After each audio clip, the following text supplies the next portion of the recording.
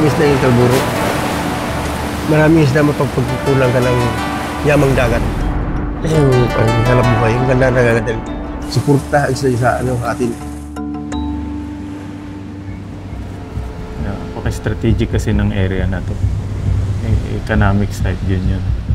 Daming dumadaan dito ng maritime. Starboard lookout ship sighted at starboard bow bearing 020 approximate distance 6 nautical mile.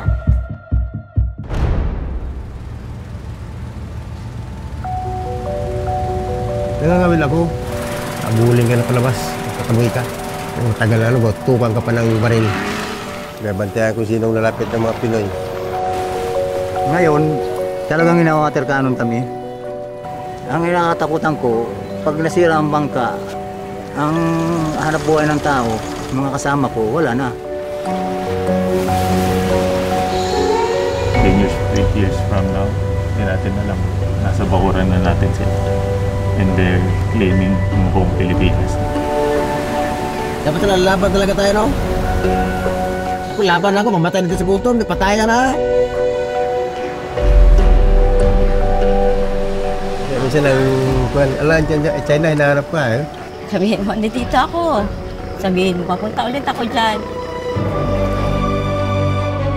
Huwag matakot.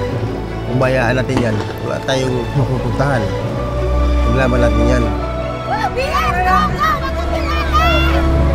Okay, mga isda na lang yung mga isda, okay na yun. Sa atin lang yung isda, okay na yun.